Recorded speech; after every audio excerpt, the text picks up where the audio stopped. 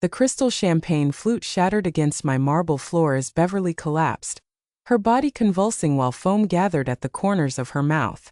My daughter-in-law Kesha stood frozen in horror, watching her own mother writhe in agony. All I could think was how perfectly my plan had worked, except it wasn't supposed to be Beverly lying there dying. You see, when you've survived 7 decades and built a multimillion-dollar empire from nothing, you develop a certain instinct for danger. And when someone plots to murder you at your own celebration, well, you tend to notice these things. Especially when that someone has been eyeing your bank account like a vulture circling carrion. Just 3 hours earlier, my home had been filled with the sounds of celebration and congratulation. The sale of my consulting firm had just closed for $23 million, not too shabby for a company I'd built single-handedly after losing my husband Robert 15 years prior. My son Marcus had been adamant about hosting this retirement gathering. "Mother, you deserve this celebration," he'd said with those earnest brown eyes I'd trusted since childhood. "Let Kesha organize everything. Just sit back and enjoy yourself." I should have recognized the warning signs when Kesha volunteered to play hostess. This was the same woman who typically grumbled about loading the dishwasher, yet suddenly she'd transformed into some sort of entertaining virtuoso. She arranged flowers with artistic precision, polished my crystal until it gleamed, and bustled around my kitchen as if her very existence depended on perfection. Looking back, I suppose it did. The party itself was undeniably elegant. Roughly 30 guests filled my home, former colleagues, trusted business partners, a handful of neighbors and family members. Kesha had even hired a professional bartender. "Nothing's too extravagant for you, Dorothy," she'd gushed, gripping my arm with those perfectly manicured nails that probably cost more than most families spend on groceries in a month. I was engaged in pleasant conversation with my former business partner, Denise, discussing market fluctuations and industry trends, when something caught my peripheral vision. There was Kesha, positioned strategically near the champagne station, her eyes darting nervously around the room before she extracted a small vial from her purse. My blood turned to ice as I watched her carefully empty its contents into one specific glass, the one with the distinctive small chip on the rim that I'd used at parties for years. She knew my habits well. Now, most reasonable people would have screamed, called the authorities, or confronted the perpetrator immediately. But 4.5 decades in the ruthless business world had taught me patience and strategy. Sometimes the most effective way to catch a predator is to let them believe they've cornered their prey. So I maintained my composure, nodded appropriately at Denise's commentary about emerging markets, and continued observing. Kesha lifted my poison champagne and began approaching with a mask of loving concern painted across her features. "Dorothy, you appear exhausted," she said, extending the glass toward me. "Here, enjoy some champagne. You've certainly earned it." I accepted the glass graciously, expressed my gratitude warmly, and waited for the right moment. Approximately 10 minutes later, while Kesha was distracted showing off her new diamond tennis bracelet to the neighbors, I quietly executed my plan. Beverly, Kesha's mother, stood nearby looking somewhat lost without a drink in hand. Poor Beverly had always been rather scattered and absent-minded. She grabbed the nearest glass without thinking, the very one I'd just placed beside her handbag. Within minutes, Beverly was commenting on the champagne's unusual metallic flavor, wondering aloud if I'd ordered it from some specialty vineyard. The rest unfolded with frightening speed. I knelt beside Beverly as she convulsed, while Kesha's screams for someone to call emergency services filled the air. Her performance of shock devastation was almost convincing. Almost. But when you've spent decades reading people's true intentions in boardrooms and negotiations, you learn to distinguish genuine panic from manufactured hysteria. "What's happening?" Marcus demanded, pushing through the gathering crowd. His face had drained of color, but I caught something else in his expression, a fleeting glance toward Kesha that lingered just a fraction too long. "I don't understand," Kesha sobbed, clutching my arm. "She just collapsed without warning. One moment she seemed fine, and then..." She gestured helplessly at her unconscious mother, who was still breathing, thank God. The paramedics arrived swiftly. As they worked to stabilize Beverly and prepared her for transport, I studied my son's face with the expertise of 32 years of motherhood.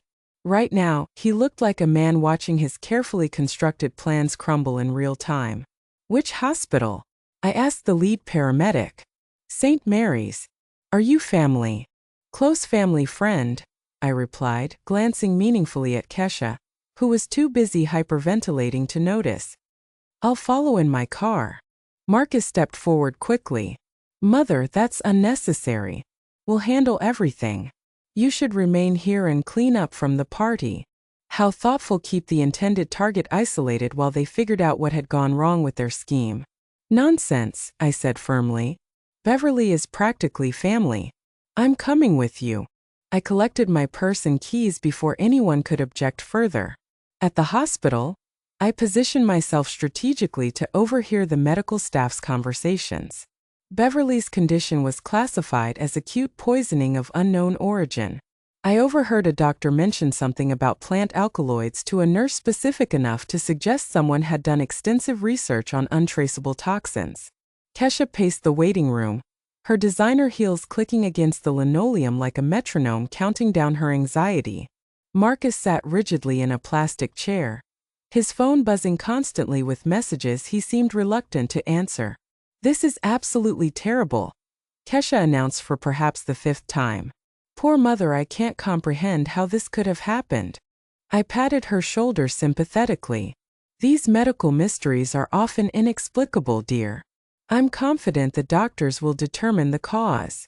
Then I added casually, it's fortunate she didn't consume much of that champagne. She only managed a few sips before collapsing. Kesha's stride faltered almost imperceptibly. Champagne? You believe the champagne caused this? Oh, I'm certain it's nothing, I said with a dismissive wave. Just an elderly woman's mind searching for patterns where none exist. But Kesha's complexion had grown noticeably paler, and her hands trembled slightly as she reached for her coffee cup. Marcus was monitoring our conversation with the intensity of a predator studying its next meal. 3 hours later, a physician emerged to inform us that Beverly was stable but required overnight observation. The test results were inconclusive, he explained, but whatever substance she'd ingested was gradually working its way out of her system. May we see her? Kesha inquired. Family only, and she's heavily sedated. It would be best to return tomorrow. As we departed the hospital, Marcus accompanied me to my vehicle. Mother, perhaps you should stay with us tonight. After today's events, I'd feel more comfortable if you weren't alone. How considerate, particularly since Beverly's medical emergency had probably left them wondering whether I suspected anything. The answer was absolutely yes, but they didn't need that confirmation yet. That's very sweet of you, dear, but I'll be perfectly fine. I have that new security system installed, remember? I kissed his cheek and settled into my car, watching through my rearview mirror as he and Kesha engaged in what appeared to be an urgent, whispered conversation in the parking lot.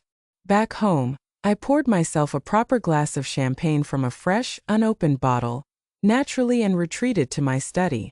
Time to investigate exactly what my beloved family had planned for me, and more importantly, how I intended to respond. I spent the night doing something I'd become exceptionally skilled at during 45 years in business research.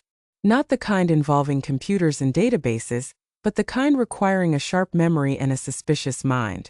Beverly's poisoning wasn't random, and it certainly wasn't accidental. Someone had meticulously planned my death at my own celebration, probably hoping to disguise it as a heart attack or stroke. 70 These things happen. Nobody questions when a successful woman's heart gives out from the stress of selling her life's work. But why? That was the $23 million question. I prepared coffee at dawn and sat at my kitchen table with a legal pad, documenting everything I knew about Marcus and Kesha's financial circumstances. The picture wasn't pretty. Marcus's architectural firm had been hemorrhaging money since the economic downturn, and Kesha's boutique jewelry venture generated more expenses than profit. They maintained a lifestyle far beyond their actual means. Their mortgage on that ostentatious house in Westfield was triple what they could reasonably afford. The BMW and Mercedes in their driveway carried substantial loans. Kesha's shopping addiction alone could fund a small nation's infrastructure. I'd helped them financially, of course, What mother wouldn't? A few thousand here and there when Marcus mentioned tight months. The down payment on their house when Kesha cried about wanting to raise children in the right neighborhood. Private school tuition for my granddaughter Zara when they declared public education inadequate. Reviewing my financial records, I'd gifted them nearly $200,000 over 5 years. I'd called them gifts, investments in their happiness. Never loans. That would have been vulgar. But now I wondered if they viewed those gifts differently. Less like maternal generosity and more like advance payments on an inheritance they couldn't wait to collect. The telephone rang at 7:30. Kesha calling to check on me. Dora, I couldn't sleep all night worrying about you, she said, her voice heavy with manufactured concern. After what happened to Mother, I keep worrying that perhaps something was contaminated with the food or beverages. You didn't feel ill at all, did you? How thoughtful of her to verify whether her poison had reached its intended target. Not at all, dear. I feel perfectly fine. Have you received any updates about Beverly? The doctors say she should be released today. They believe she might have taken medication on an empty stomach before the party. You know how careless she can be with her prescriptions. Beverly Thompson was many things, but careless with medication wasn't among them. The woman organized her pills with military precision, complete with labeled containers and smartphone alerts. What a relief, I said. I was concerned it might have been something from the party. That would have been dreadful. Oh no, definitely not, Kesha said quickly. The doctors were very clear it wasn't food poisoning. Just one of those unfortunate incidents. Interesting how rapidly she wanted to eliminate any investigation into what had occurred at my home. Almost as if she was worried someone might test the remaining champagne. After hanging up, I walked to my kitchen and examined the bottle Kesha had opened for the party, still 3/4 full, sitting innocently on my counter. I wondered what would happen if I had it analyzed at a laboratory. Not that I needed proof for myself, I knew what I'd witnessed, but evidence might prove useful later. My doorbell rang at 9 o'clock. Marcus stood on my front porch carrying a box from my favorite bakery, looking every inch the concerned son. Thought you might want some breakfast, he said, kissing my cheek. You probably didn't eat much yesterday after everything that happened. I invited him in and prepared fresh coffee while he arranged the pastries on a plate. Watching him navigate my kitchen, opening cabinets he'd known since childhood, reaching for sugar without asking its location, I felt a profound sadness. This was still my little boy, the one who used to present me with dandelions and proudly display his elementary school artwork on my refrigerator. When had that child transformed into a man who stood by while his wife attempted to murder his mother? How are you managing, Mother? He asked, settling across from me at the breakfast table. Oh, you know me. It takes more than a little excitement to disturb these old bones. He smiled, but the expression didn't reach his eyes. That's what concerns me. An odd response. I sipped my coffee and waited. The thing is, Marcus continued, picking at a Danish, Kesha and I have been discussing your situation. My situation? You're 70 years old, Mother. Living alone in this enormous house. All that money from the sale. He gestured vaguely. It just seems like a tremendous responsibility for one person to manage. There it was, the setup for whatever they plan next. I appreciate your concern, dear, I said, keeping my tone light. But I've been managing quite successfully so far. Marcus leaned forward, his expression earnest. Have you, though? I mean, yesterday's accident with Beverly, what if that had been you? What if you'd collapsed and nobody discovered you for hours? The audacity was breathtaking. He was using their failed murder attempt as justification for why I needed their protection. Marcus, Beverly collapsed at a party with 30 witnesses, and paramedics arrived within minutes. I'd hardly call that a cautionary tale about living alone. That's not what I meant. He ran his hands through his hair, a gesture I remembered from his teenage years when he was about to request something he knew I'd refuse. Look, Kesha and I have been researching options. There are some excellent communities for active seniors, places where you'd have companionship, activities, medical staff on site. The nursing home proposal. How convenient that they'd already been investigating my options. How thoughtful, I said. I suppose you have somewhere specific in mind? Yes. He pulled out his phone and showed me a glossy website. Sunset Manor.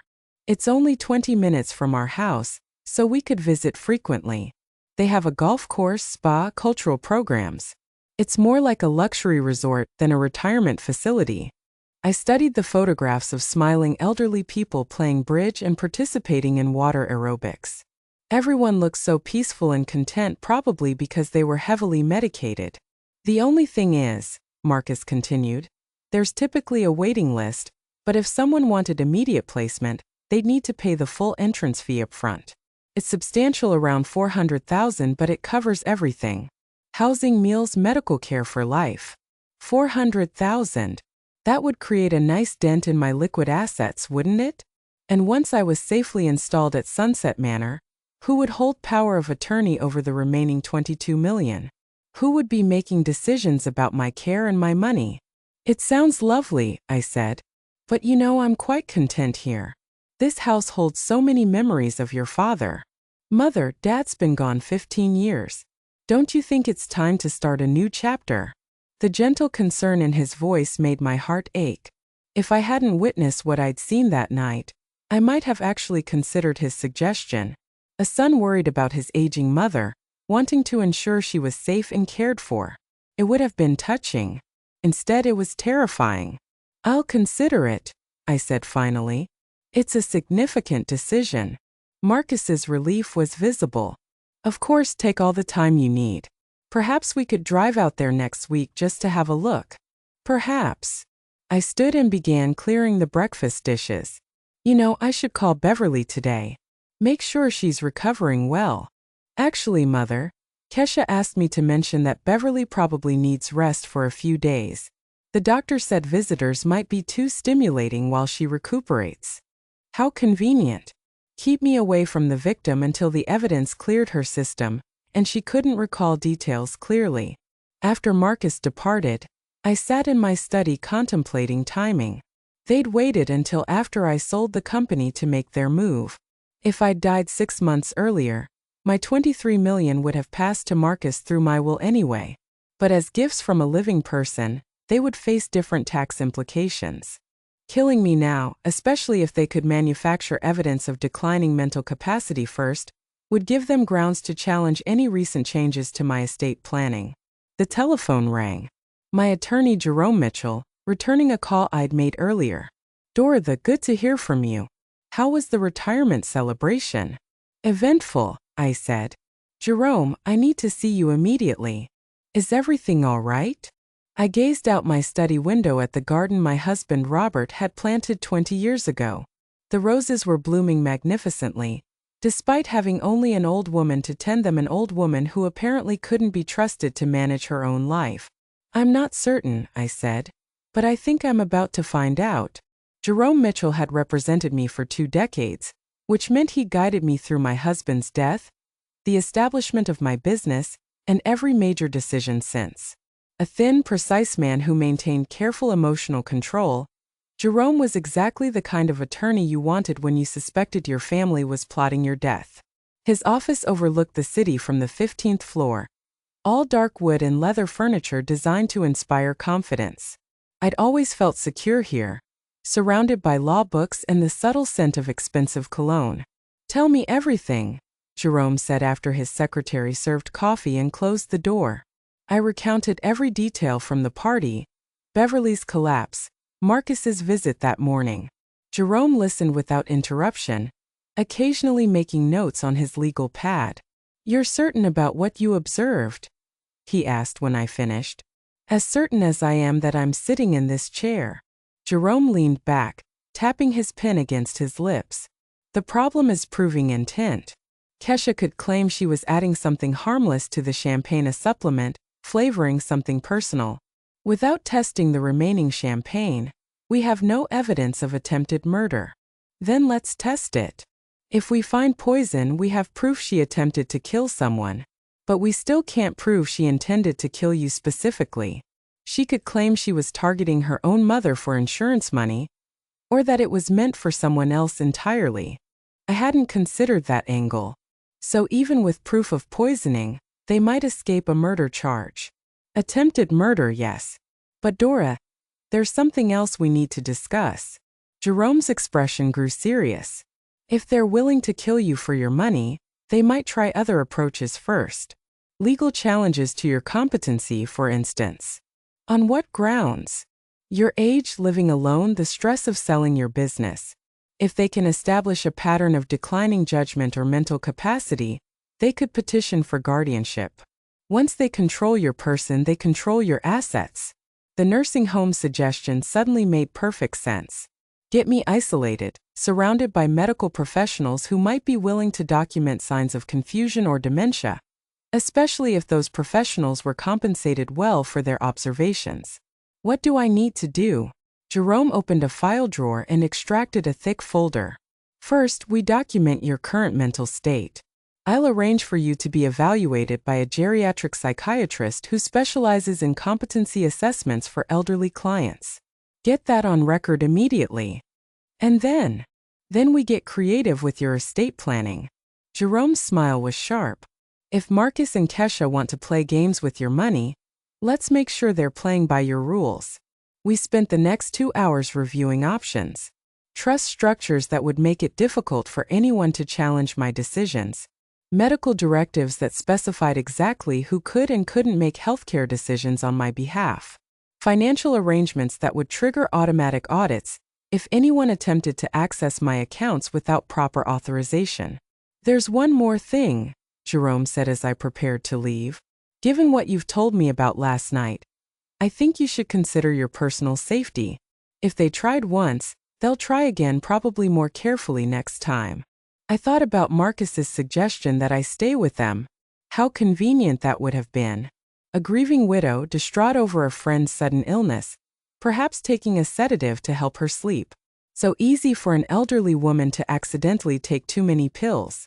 What do you recommend? Security cameras for starters. Motion sensors. A panic button system. I can recommend a company that specializes in protection for high net worth individuals. High net worth individuals. That's what I was now, apparently wealthy enough to murder. Driving home, I found myself studying every car in my rearview mirror, wondering if I was being followed. Paranoia, probably. But as my husband used to say, you're not paranoid if they're actually after you. My phone rang as I pulled into my garage. Kesha, her voice bright with artificial cheer.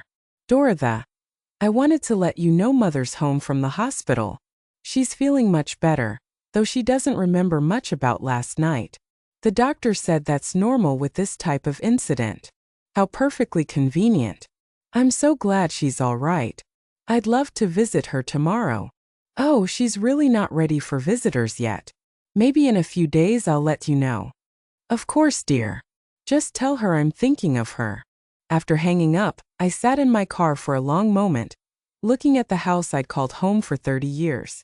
My husband and I had purchased it when Marcus was 10, full of dreams about family dinners and holiday gatherings. The mortgage had been a stretch then, but we'd been young and optimistic, certain everything would work out. Now it felt like a fortress under siege. But I'd been in business long enough to know that sometimes the best defense is a good offense.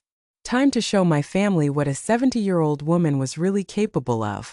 The security company arrived at 8 the next morning, 3 technicians in unmarked vans who spent the day installing cameras, motion detectors, and a panic button system that could summon police in under 3 minutes.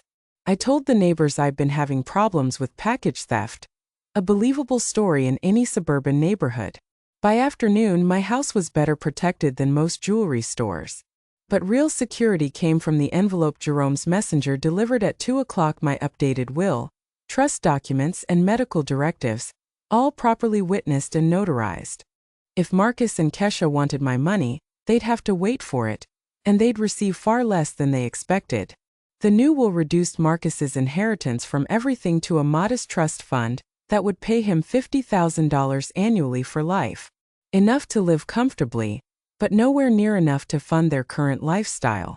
The bulk of my estate would go to cancer research, with smaller amounts to various charities I'd supported over the years. As for Kesha, she received nothing. Not a penny. I'd never liked the woman, But I tolerated her for Marcus's sake. Attempted murder, however, was where I drew the line. I was reviewing the documents one final time when my doorbell rang.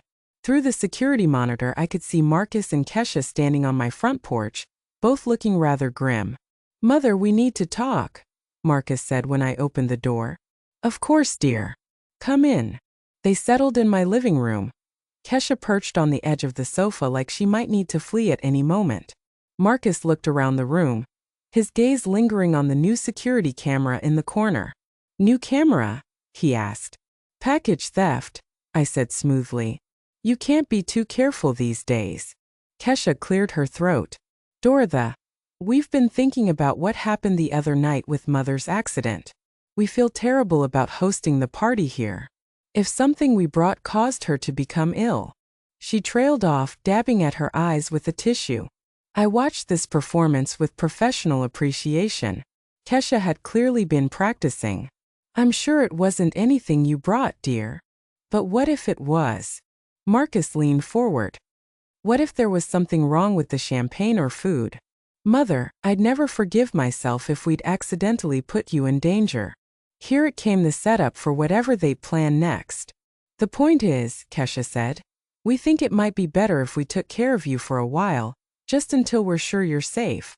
"Took care of me? How?" "Well, you could stay with us," Marcus said. "Just temporarily, until we figure out what happened the other night." I let the silence stretch, watching their faces. Marcus looked genuinely worried. He'd always been skilled at convincing himself his motivations were pure. Kesha looked like a woman whose mortgage payment was overdue. "That's very thoughtful," I said finally. "But I'm perfectly safe here." "Are you, though?" Kesha's voice took on an edge. "You're 70 years old, Dorothy, living alone. What if something happens and nobody finds you for days?" The same argument Marcus had made yesterday. They were working from a script. "What if you have a fall?" Marcus added. "Or a heart attack?" "Mother, at your age, anything could happen." At my age, as if 70 meant I was already dead and simply hadn't noticed yet. "You know," I said thoughtfully, "you're absolutely right. Anything could happen at my age. That's exactly why I spent the day updating my will." The temperature in the room dropped about 10 degrees. "Your will?" Kesha's voice was carefully neutral. "Oh yes. It's amazing how a brush with mortality, even someone else's, makes you think about these things." I realized my old will was terribly outdated. Marcus's face had gone pale. "What kind of updates?" I smiled at him, the same smile I'd used when he was 8 years old and I'd caught him lying about breaking my favorite vase. "Oh, just some minor adjustments to reflect my current priorities. You know how these things go."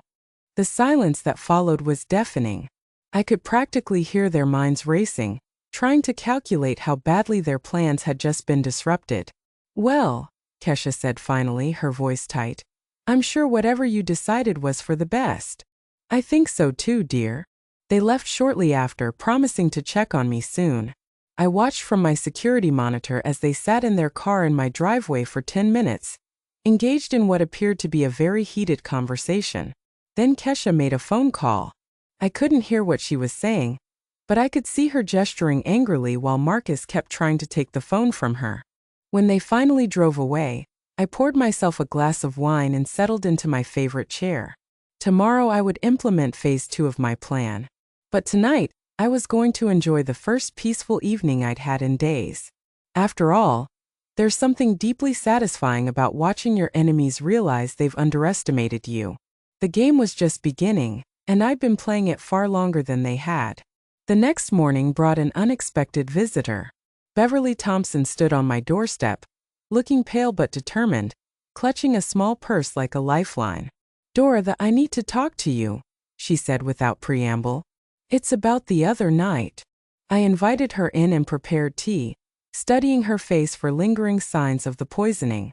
She looked tired but alert, certainly more coherent than her daughter would have preferred me to believe. "Kesha told me I had some kind of reaction to medication," Beverly said, settling into my living room chair. "But Dorothy, I don't take any medications except vitamins. Haven't for years." "Interesting. What do you remember about the party?" "Everything until I started feeling dizzy. I remember the champagne tasting strange bitter, almost metallic. And I remember seeing Kesha near the drinks table earlier, doing something with a small bottle. My pulse quickened. What kind of bottle? Like an eyedropper bottle. The kind you'd use for essential oils. Or other things. Beverly's hand shook slightly as she set down her teacup. Dorothy, I think my daughter tried to poison you. Why would you think that? Beverly's laugh was bitter. Because she's been talking about your money for months. How unfair it is that you have so much while they struggle. How much easier their lives would be if something happened to you. The pieces were falling into place. Has she said anything specific? Last month, she asked me if I thought you'd updated your will recently. She seemed very concerned about Marcus's inheritance. Beverly met my eyes.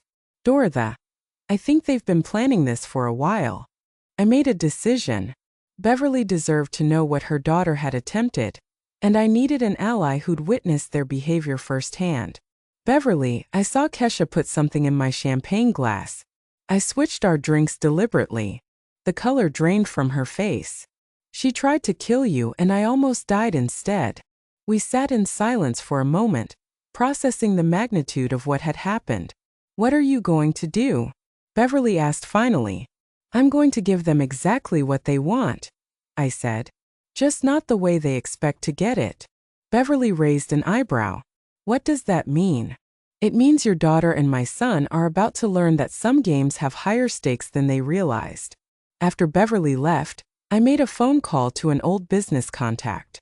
Candace Robinson ran a private investigation firm specializing in corporate espionage and background checks.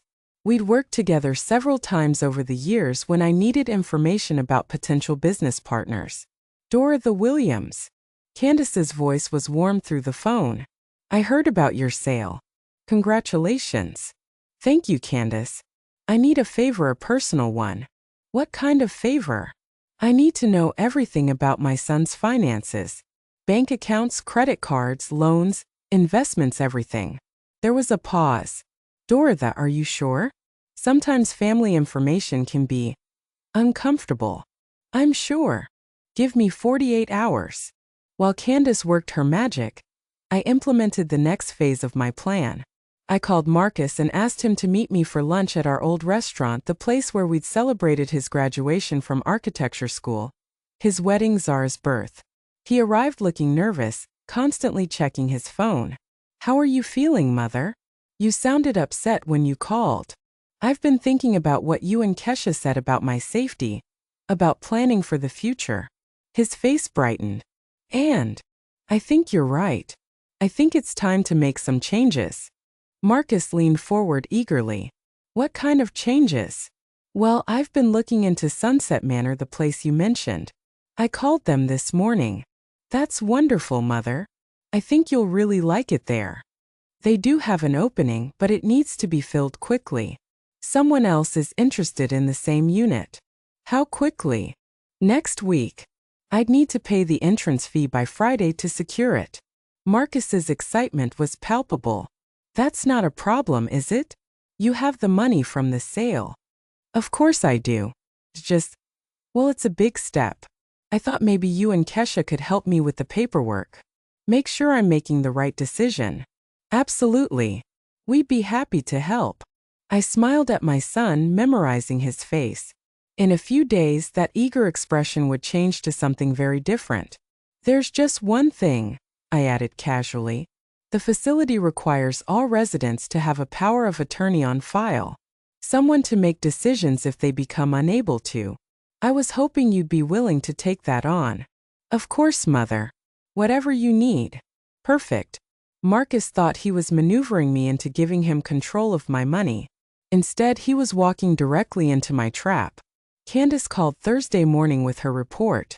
I listened in growing amazement as she detailed Marcus and Kesha's financial situation. It was worse than I'd imagined. They're leveraged to the hilt, Candace said. The house has been refinanced 3 times. They have 2 mortgages plus a home equity line of credit that's maxed out. Credit card debt exceeding $80,000. How have they been making payments? Barely. Marcus's business has been operating at a loss for 2 years. They've been using credit cards to pay other credit cards, classic signs of financial desperation. Anything else? Kesha took out a life insurance policy on you 6 months ago. $500,000, with her listed as beneficiary. My blood turned to ice. How is that legal? She claimed insurable interest as your daughter-in-law and caregiver. The insurance company probably assumed Marcus was the actual beneficiary, and Kesha was just handling the paperwork. A life insurance policy. They'd been planning my death for months, not days. There's one more thing, Dora. Marcus has been making regular payments to someone named Dr. Anthony Clark, a geriatric psychiatrist. For what? I'm not sure yet, but the payments started 3 months ago. Small amounts like consultation fees. Dr. Anthony Clark. I made a note to ask Jerome about him. That afternoon, Marcus and Kesha arrived at my house with a briefcase full of paperwork for Sunset Manor. They spread the documents across my dining room table like generals planning a battle. This is the admission contract, Kesha explained, pointing to a thick stack of papers. And this is the financial disclosure form. It lists all your assets so they can calculate your monthly fees. It's very thorough, I observed, scanning the documents. They wanted access to all my accounts, all my investments, everything. The power of attorney paperwork is here, Marcus added, sliding another document toward me. It's pretty standard. Just gives me the authority to handle your financial affairs if you can't. I read through the power of attorney document carefully. It was far more comprehensive than Marcus had indicated. With this signature, he'd have immediate access to my bank accounts, investment portfolios, and the authority to make any financial decisions on my behalf. This seems quite broad, I said. Do I really need to give you this much authority? Mother, it's just a precaution, Marcus said. The facility requires it, and honestly, at your age, it's good to have someone younger handling the complicated financial matters. My age, there was that phrase again. What if I change my mind about Sunset Manor? Can this be revoked? Marcus and Kesha exchanged a quick glance. Well, technically yes, Kesha said. But the facility has strict policies about residents who try to leave. There are medical evaluations, waiting periods. It's complicated. Of course it was. Once I signed these papers and moved to Sunset Manor, they'd control my money and could make it very difficult for me to leave, especially if Dr. Anthony Clark was standing by to evaluate my mental competency. I need to think about this overnight, I said, gathering the papers. It's a big decision. Marcus's face fell. Mother, remember, we need to submit everything by tomorrow if you want the unit. I understand. I'll have an answer for you in the morning. After they left, I called Jerome Mitchell. Jerome, what can you tell me about Dr. Anthony Clark? Clark? He's a geriatric psychiatrist. Specializes in competency evaluations for elderly patients. Why? My son's been paying him for consultations. There was a long pause. Dora, the Clark has a reputation for being accommodating to families who are concerned about an elderly relative's judgment. His evaluations tend to support whatever outcome the family is seeking. You mean he's willing to declare people incompetent for money? I couldn't say that officially, but I've seen several cases where families use Clark's evaluations to gain control of an elderly person's assets. The picture was becoming crystal clear. Marcus and Kesha hadn't just developed a plan to steal my money, they'd created a comprehensive strategy to take it. Get me into Sunset Manor under the guise of safety and care. Use the power of attorney to access my accounts. If I resisted or tried to leave, have Dr. Clark declare me mentally incompetent. It was actually quite clever. If I hadn't seen Kesha poison the champagne, I might have walked right into their trap. Jerome, I need you to prepare something for me, I said. And I need it ready by tomorrow morning. What kind of something? The kind that's going to teach my family a lesson they'll never forget. That evening, I sat in my study reviewing the plan one more time. Everything had to be perfect. Tomorrow, Marcus and Kesha would receive exactly what they deserved. But first, I had one more phone call to make. Friday morning arrived gray and drizzling, the kind of weather that made everything seem ominous. Perfect for what I had planned. Marcus and Kesha arrived at 9 sharp, both dressed like they were attending a business meeting, which in a way they were. "Have you decided, Mother?" Marcus asked, settling into my living room with barely contained excitement. "I have." I pulled out the Sunset Manor paperwork, now signed and notarized. "I think you're right. It's time for me to start this new chapter." Kesha's relief was visible. "Oh, Dorothy, I'm so glad. You're going to love it there." "I'm sure I will." "And Marcus, I've signed the power of attorney papers as well." Marcus's hands actually trembled as he took the documents. "This is the right decision, Mother. You won't regret it." I smiled at him. "I'm sure I won't." We spent the next hour reviewing the financial paperwork. Kesha had a laptop open, typing furiously as I provided account numbers and access codes. Every few minutes, she'd share a meaningful look with Marcus, like children who couldn't believe Christmas had come early. "There's just one more thing," I said when we'd finished. "I need to sign some additional paperwork with my attorney before the transfer is official, something about tax implications for large financial transactions." "Of course," Marcus said. "Do you want us to drive you to his office?" "He's coming here. Jerome should arrive any moment." As if on cue, the doorbell rang. But it wasn't Jerome Mitchell standing on my porch. It was Detective Tamika Washington from the local police department, along with a colleague I didn't recognize. "Mrs. Williams? I'm Detective Washington. We need to speak with you about an incident that occurred at your home earlier this week." Marcus stood up quickly. "What kind of incident?"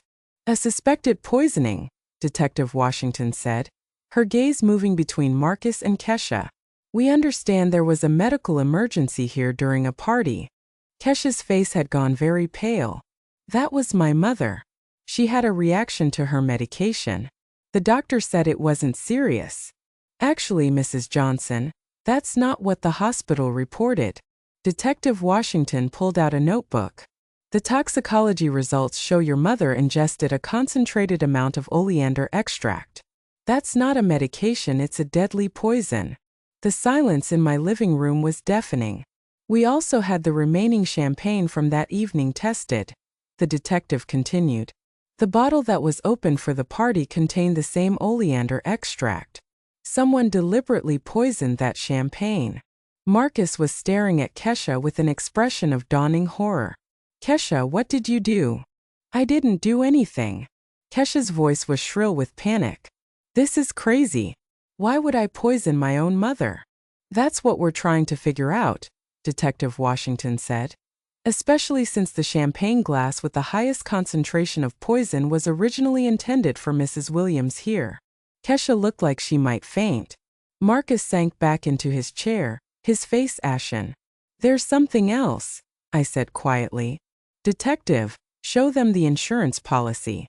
Detective Washington nodded and pulled out another document. "Mrs. Johnson, we discovered you took out a $500,000 life insurance policy on Mrs. Williams 6 months ago. That gives you a clear financial motive for murder." "This is insane," Kesha whispered. "Dorothy, tell them this is insane. I looked at my daughter-in-law, this woman who'd pretended to care about me while planning my death. I saw you put the poison in my champagne glass, Kesha.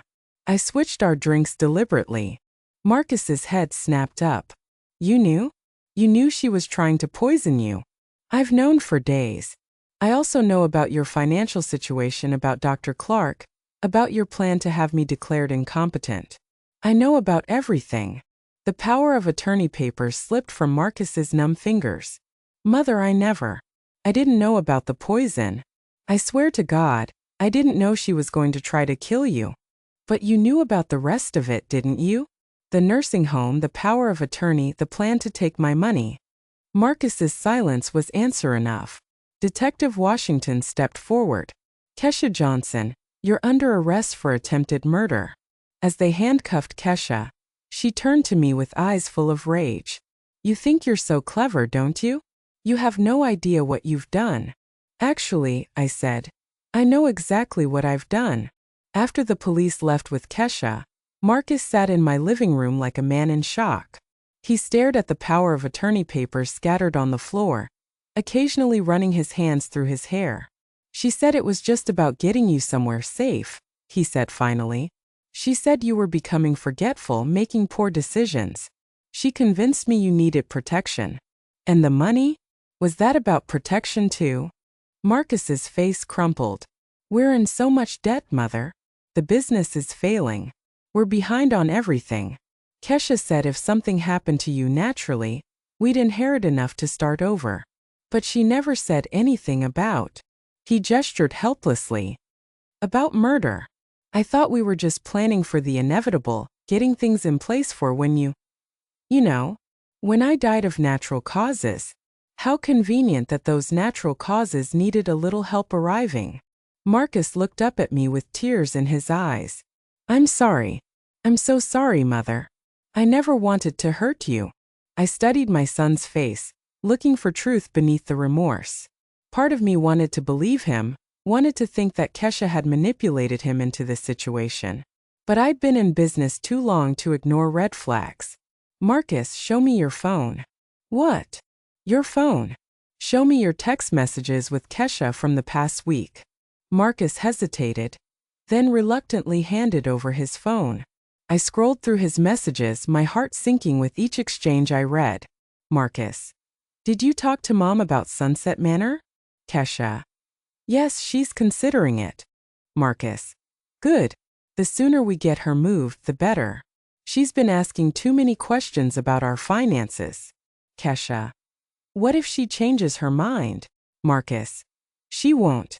Not after tomorrow night. Kesha. What's tomorrow night? Marcus.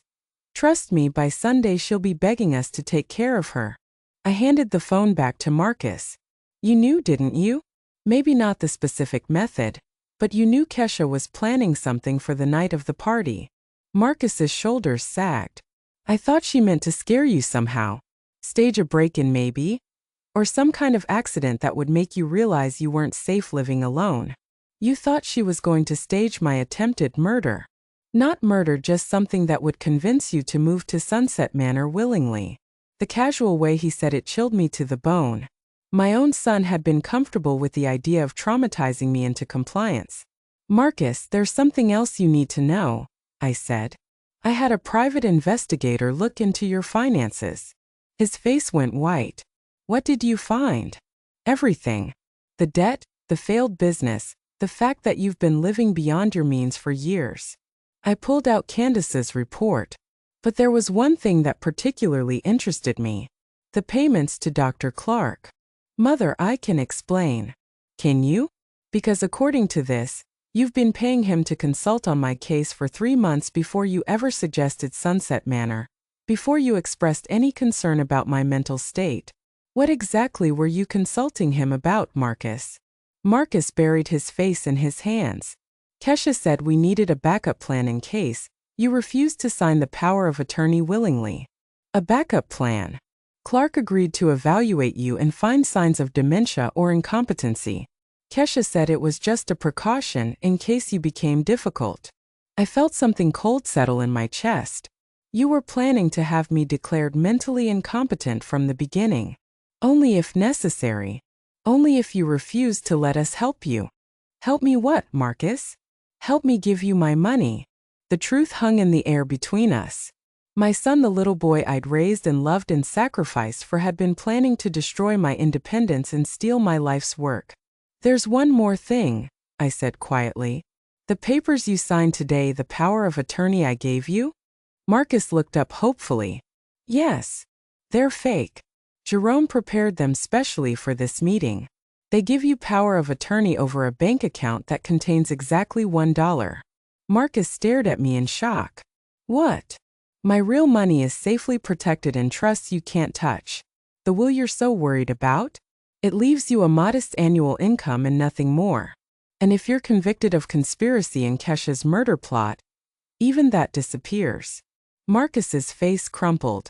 You've destroyed my life. No, Marcus. You destroyed your own life. I just made sure you couldn't destroy mine in the process. As I watched my son sit there in ruins, I felt something I hadn't expected. Not satisfaction, Not vindication, just a deep, bone-weary sadness for the man he'd chosen to become. 3 months later, I sat in my garden watching the roses bloom, thinking about endings and beginnings. Kesha had been sentenced to 15 years for attempted murder. Marcus received 3 years for conspiracy, though his lawyer managed to argue it down from the original charges. Zara, my granddaughter, had called the night before. At 16, she was old enough to understand what her parents had done, old enough to be horrified by their choices. "Grandma Dorothy, I'm so sorry," she'd said, her voice thick with tears. "I had no idea they were planning any of this." "I know, sweetheart.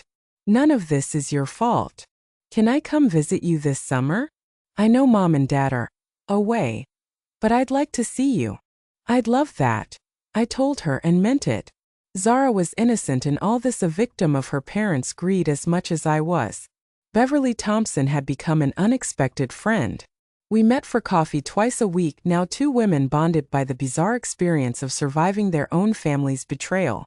She was considering writing a book about elder abuse, using our story as a cautionary tale. "You know," Beverly said during our last coffee date, "I keep thinking about how close they came to getting away with it." "They never had a chance," I replied. "I've been dealing with people who wanted my money for 40 years. The only difference this time was that they shared my DNA." Beverly laughed. "Do you ever regret how it ended? With both of them in prison?" I considered the question seriously. Did I regret it? Marcus was my son, the child I'd raised and loved. But he was also a man who'd been willing to destroy my life for money. "I regret that it was necessary," I said finally. "But I don't regret protecting myself." The doorbell interrupted my garden reverie.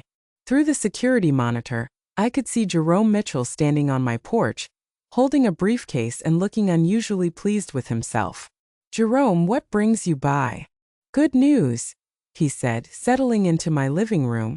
"The insurance company has decided not to contest Kesha's policy on your life.